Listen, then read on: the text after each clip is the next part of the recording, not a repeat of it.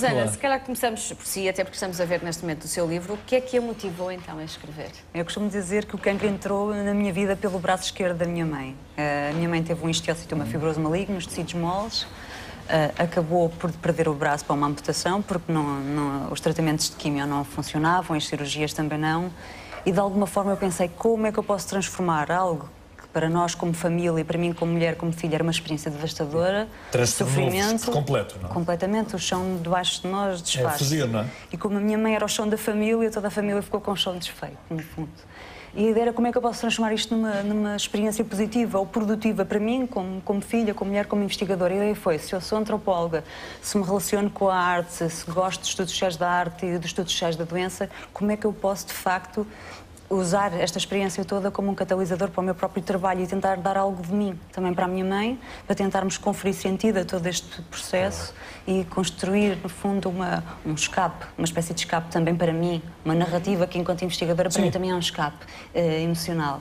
E então eu pensei, bem, projetos de arte, será que há alguma coisa? Porque já na altura da minha licenciatura tinha feito um pequeno trabalho sobre a Frida Kahlo. E foi a minha primeira intervenção nessa relação entre arte e doença e sofrimento e dor. E eu pensei, será que alguém ia fazer o mesmo com o cancro? A Frida Kahlo também tem um trajeto... Sim, exatamente, é uma narrativa inteira de uma vida de dor e sofrimento. Também fez essa catarse justamente através da arte. E então eu pensei, bem, se há lugar, o único lugar do mundo que pode reunir mulheres que passaram pelo cancro da mama e que de alguma forma fazem arte, se elas existirem, estão na internet. É o único lugar, não há uma aldeia. Os antropólogos gostam muito daquela ideia da aldeia localizada, mas isso não existe para este processo. E de facto encontrei. Nós fazemos dobras no espaço e no tempo na internet e podemos juntar todas estas mulheres. E havia muita coisa. Havia uma lista de dezenas, centenas de projetos. Eu fiz logo uma triagem porque vi que o cancro de mama era o que estava mais patente, era aquele que atingia pelo menos o maior número, não é? A nível quantitativo predominava, eu fiz logo essa triagem, não, vou-me dedicar à questão do cancro de mama, porque de facto está presente, por algum motivo por toda a carga simbólica relacionada ao seio feminino, e tudo começou por aí. Os meus motivos profissionais e académicos estão ligados a motivos pessoais e familiares como filha e como mulher. O livro acaba por resumir então aquilo que conseguiu recolher. As mulheres expressam a vergonha, as mulheres expressam a superação. Qual é o lugar comum nestas expressões plásticas, nestas expressões de arte? Eu diria que era mesmo a resistência, que vergonha. Eu penso que neste contexto, porque não são projetos nacionais... Nós temos alguns relatos, o momento da queda do cabelo, o momento de... Sim, mas... Não encontrei vergonha. Não encontrei vergonha. Eu penso que, tendo em conta que todos estes projetos, quase todos são norte-americanos, depois pontuados por algumas experiências de uma islandesa, uma norueguesa, uma francesa, uma israelita, e nunca encontrei nenhum projeto no contexto nacional, se calhar porque aqui ainda temos essa tal vergonha. E é difícil encontrar narrativas de partilha, ou seja, de tirarmos o cancro de debaixo da nossa pele e levar esta experiência para outros corpos. Não há esta partilha, não há esta exteriorização. Pelo menos eu até agora não encontrei, não é que não exista, não estão aí na internet.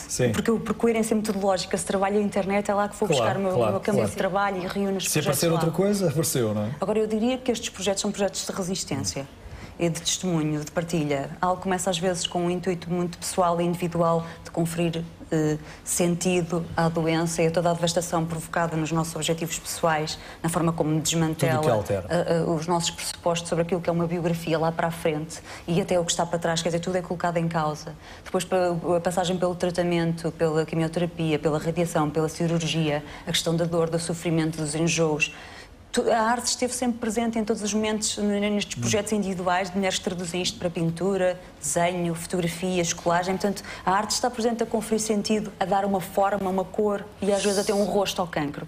Portanto, é uma forma narrativa, mas é uma forma também de intervir pessoalmente sobre isto.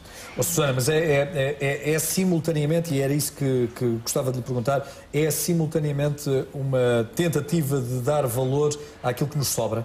Que aquilo que nos sobra é, de facto, a vida. Sim, de dar valor àquilo que sobra e mesmo dar valor à questão do cancro. Porque a ideia, e um pouco a ideia que está por trás deste livro, não era só dar um diferente conceito da arte. Se me permite, nós já entrevistámos aqui algumas pessoas, vítimas da doença, que nem sequer gostam que a mencionemos como alguém doente com cancro. Eu diria que como projetos ou exercícios de resistência, que aquilo que se pega no cancro como algo que não é só um processo de devastação, mas que é uma aquisição de conhecimento vivido. e que é produtivo. Nós podemos fazer algo produtivo com o cancro. Por exemplo, passar pelas sensações e pelas experiências do cancro de mama. Só quem o vive é que tem este saber. Nem a ciência social, nem a biomedicina nos vão dar este saber. É a experiência vivida, é o conhecimento vivido que trazem estes 24 projetos, estas 24 mulheres que passaram pelo cancro de mama. E é neste sentido, o que é que o cancro me dá? É óbvio que se tem perdas. Perdem-se partes e detalhes corporais, perdem-se certezas biográficas, perde-se identidade, perde-se a pessoa que se foi, mas nasce também uma nova pessoa. E uma nova pessoa que eu digo que às vezes é ontologicamente, ou no sentido da sua vivência mais rica. São mulheres mais ricas, têm conhecimentos que eu não tenho, porque passaram por esta experiência, têm conhecimentos sobre o cancro, nos podem dizer o que é o cancro. É o experienciar. Para, no fundo, termos um olhar mais ampliado sobre esta doença que não é só algo que acontece nos genes e nas células, mas que acontece na nossa vida, que é produzido também socialmente e que não se reproduz espontaneamente nos nossos corpos. E estas mulheres têm este saber imenso, porque tudo o que eu sei da doença oncológica, ou até através delas, não é através delas. Portanto, é este saber vivido que é o cancro que dá. Sim. Portanto, o cancro também dá coisas, embora tire muitas. Não é? Eu não sei porque a Alexandra depois também nos pode tirar essa dúvida e pode esclarecer-nos, mas eu julgo que também muitas das mulheres envolvidas nesta doença se encerram nos seus próprios guetos e muitas vezes ignoram que o mundo também está lá para as acolher. Se é certo que há bons e maus exemplos em tudo na sociedade e neste particular também, com certeza, de alguém que passa a olhar de lado e passa a julgar-nos como coitados, também há muitas mulheres que apenas se fecham na sua ostra e esquecem tudo à volta, quando há tudo à volta. Há mesmo tudo à volta, apesar da dor, apesar do sofrimento. Foi isso que sentiu também? Sim. E por isso é que o trabalho da Susana acabou por me servir muito quando eu tive contacto com ela, precisamente porque eu não queria encerrar-me e pensei o que é que eu posso fazer com a minha doença e com aquilo tudo que eu vou agora passar em diante, porque eu também já tinha um bocado de experiência por situações familiares, nomeadamente com a minha mãe e uma tia que me era muito, muito próxima e também a minha avó. Mas eu pensei, eu quero fazer alguma coisa com isto.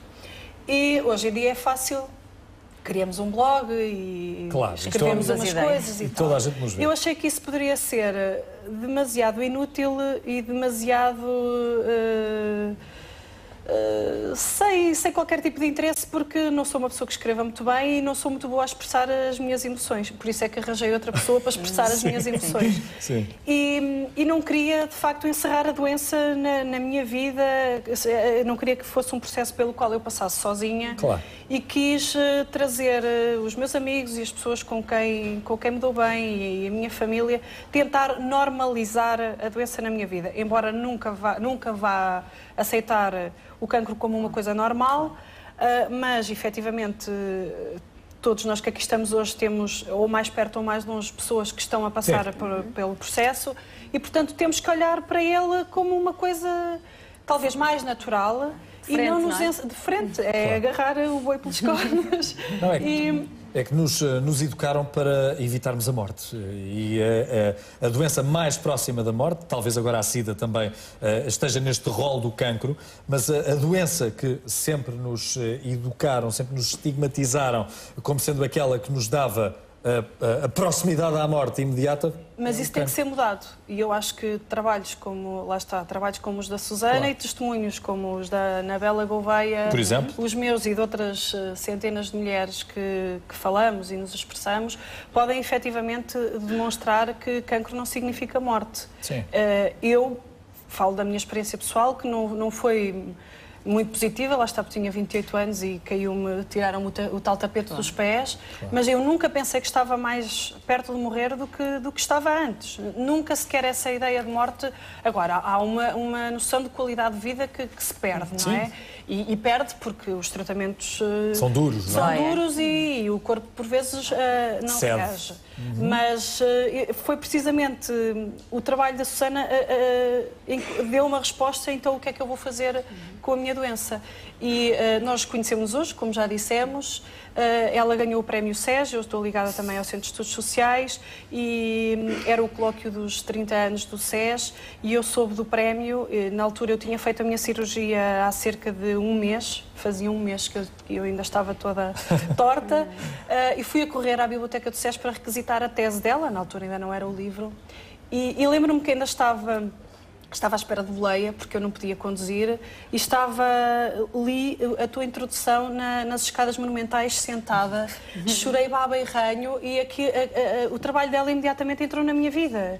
E eu pensei, não, eu quero também fazer assim alguma coisa com a minha doença.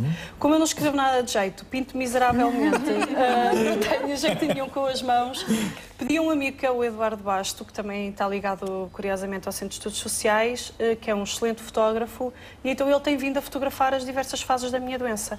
Portanto, não apanhou o meu antes, quando eu ainda tinha as minhas mamas saudáveis e jeitosas, mas apanhou, portanto, a partir de junho, julho de 2008, portanto, antes de me cair o cabelo, depois sem cabelo, nos tratamentos de quimioterapia, que tiveram umas nuances complicadas, e ele também foi lá, portanto, há também retratos dos tratamentos em si. E depois disso a fase das reconstruções mamárias que eu tenho estado a atravessar.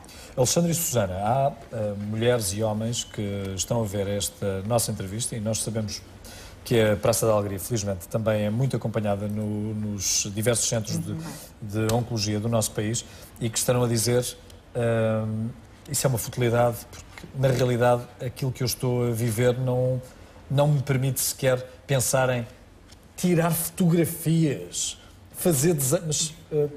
Qual é a utilidade que isto tem para mim, que eu estou aqui às portas da morte? Claro. A ideia é isso, e eu costumo às vezes começar as minhas palestras assim: se eu for diagnosticada com cancro de mama hoje, amanhã, a arte serve para alguma coisa? Poderão tintas, traços e trapos ajudar? Mas a questão é que ajuda. A arte é um conhecimento muito valioso e para algumas pessoas incontornável.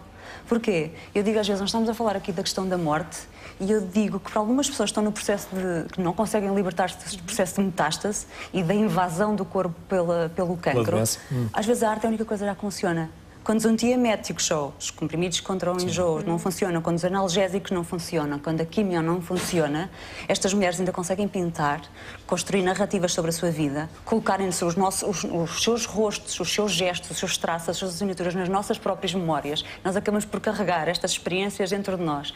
E em vez de haver aquele esvaziamento da vida que o cancro está a tentar fazer ou que vai fazer, continuarmos a encher a aquela alma, contração social, o corpo não pode corresponder. Estas mulheres pela arte conseguem estender-se biograficamente, profissionalmente, socialmente, fazer exposições em galerias, conhecerem-me a mim, eu conhecê-las elas, o seu trabalho e criarem esta relação às vezes à distância de milhares de quilómetros comigo, colocar as suas experiências nas minhas próprias partes corporais porque me identifico e tenho esta relação empática com os seus trabalhos e de alguma forma elas multiplicam a sua palavra, a sua presença e continuam aqui num formato material diferente porque não impede a morte, não impede o sofrimento de quem ama, não impede de facto que elas desapareçam, mas elas estão noutro formato material aqui entre nós, as suas experiências, as suas histórias estão aqui e a arte é este elemento, este recurso que não é uma panaceia, porque de facto não impede o sofrimento atroz que são às vezes os últimos dias para estas pessoas, mas tem esta capacidade de estender-nos biograficamente, de dar-nos outro formato se de facto somos confrontados com a metástase e com a morte. Não é? Alexandra, em síntese, e vou interpretar um pouco o pensamento de quem tem a doença e de quem acabou de a ouvir a si, que ainda não passou pessoalmente pela experiência, só como familiar. Só como familiar, e que te estará a dizer, basófias, se é de quem não tem a doença e quem a teve. O que é que pode dizer? A Susana neste momento é quase a minha alma gêmea. Não, falar nisso que também é nosso tema de conversa hoje. É alma gêmea, na última porque a maneira como nós acabámos por nos conhecer foi realmente extraordinária e eu como pessoa que vivia a doença, eu partilho inteiramente da maneira como ela leu tão bem os trabalhos destas mulheres. E concordo absolutamente. Eu ainda há pouco dizia-lhe que, por exemplo, havia um período durante a quimioterapia que estava chateada com a vida e o corpo doía-me e ligava a esse meu amigo: anda, vamos para o São Paulo tirar fotografias, porque acaba por ser muito mais do que tirar fotografias. É um momento de partilha e é um momento também de enfrentamento da doença e, portanto, eu subscrevo. E com certeza que também devem ter aprendido o que a palavra tolerância quer dizer, que é isso que eu vou apelar a que tenham connosco e com o programa, porque o tempo acabou. Mas só uma última mensagem. Para terminar. Porque eu, de facto, nunca encontrei projetos portugueses de arte, pessoas que estejam a passar pela experiência do cancro na internet. E deixava aqui a ideia de que se alguma mulher estiver a passar pelo cancro de mama ou outro tipo de cancro e esteja a utilizar os recursos da arte para narrativa, conferir sentido, tentar controlar este processo, que me enviasse uma mensagem para para mail, M-A-I-L, mail, @susananoronha.com, e que deixe o testemunho e que possamos tentar trabalhar juntas. Se não teve tempo de apontar este mail, pode contactar também as relações públicas da Praça da Alegria, que damos todas as informações. Susana e Alexandra, queremos agradecer muito obrigado. imenso. Obrigada. O vosso contributo foi